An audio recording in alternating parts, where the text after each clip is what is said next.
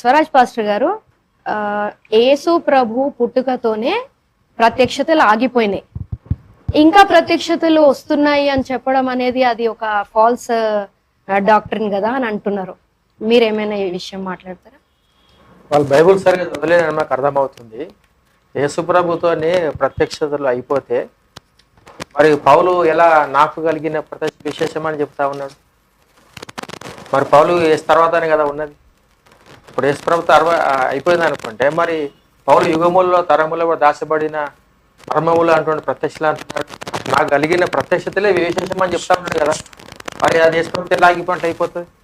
కాదు కదా. కాబట్టి వాళ్ళు బైబుల్ సరిగ్గా చదవలేదని మనకు అర్థమవుతుంది. అయితే ప్రత్యక్షతలు అంటే లేఖన రచనకు సంబంధించింది, అది వేరు.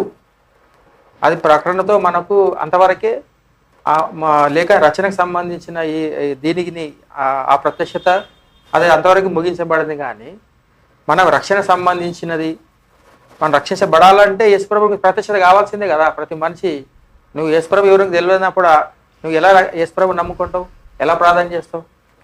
ఇప్పుడు యేసుప్రభు అడిగారు, జనులు పేతుర్ని అడిగినప్పుడు జనులు ఏమనుకొనిచున్నారు అంటే ఒక్కొక్కరు ఒక మాట చెప్పారు. ఒకరు ఏలియా అని, ఒకరు యోహాన్ అని, బాప్తిస్మమిచ్చే యోహాన్ అని, ఇర్మియా అని. అయితే మరి యేసయ్య అడిగాడు పేతురుకు, మరి నువ్వేమనుకొనిచున్నావు అంటే నువ్వు దేవుని పరిశుద్ధుడవు, దేవుని కుమారుడు, క్రీస్తువు అని చెప్పేసి ఈ సంగతి పరలోక మన తండ్రి తప్పించి మనుషులకు బయలుపరచలేదని చెప్పాడు. ఇప్పుడు పేతురుకు ఆ విషయం ఆయన బయలుపరచని కదా ఆ సంగతి అర్థమైపోయింది.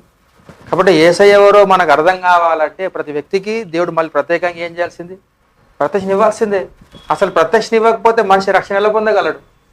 కాబట్టి రక్షణ పొందడానికి దేవుడు కానీ ప్రత్యక్షలు ఇస్తాడు. అలాగే బైబుల్ను అర్థం చేసుకోవడానికి కూడా మళ్ళీ ప్రత్యక్షలు కావాల్సిందే.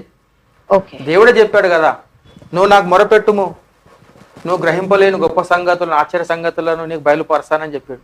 అంటే బైబుల్ ఏమున్నాయి? గ్రహింపలేని సంగతులు, గొప్ప సంగతులు, గూఢమైన సంగతులు ఉన్నాయి.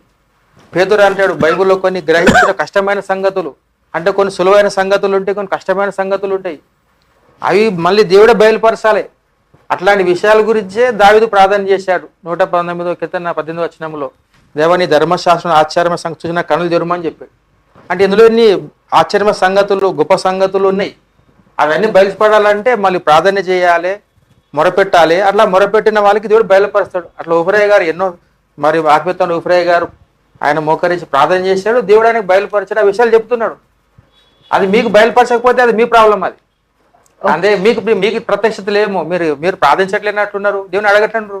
కాబట్టి ఉఫ్రయ్య గారి దేవుడు నాకు బయలుపరిచిన విషయాలు బైబుల్కు అనుగుణమైన ఆ బైబుల్లో దావీదు ఎలా ప్రార్థన చేశాడో, దావీదుకి ఎలా చూపించాడో, పౌలుకి ఎలా చూపించాడో అలా ఉఫ్రయ్య గారు చూపించాడు. కాబట్టి ఆ విషయాలు రాశాడు. మీరు నమ్మండి, లేకపోతే లేదు. అది మీకు దేవుడు ప్రత్యక్షిస్తే కాబట్టి మీకు అర్థం కాదు. అయ్యగారి గ్రంథాలు అర్థం కావాలంటే మీకు కూడా కాస్త ప్రత్యక్షత ఉండాలి. ఓకే.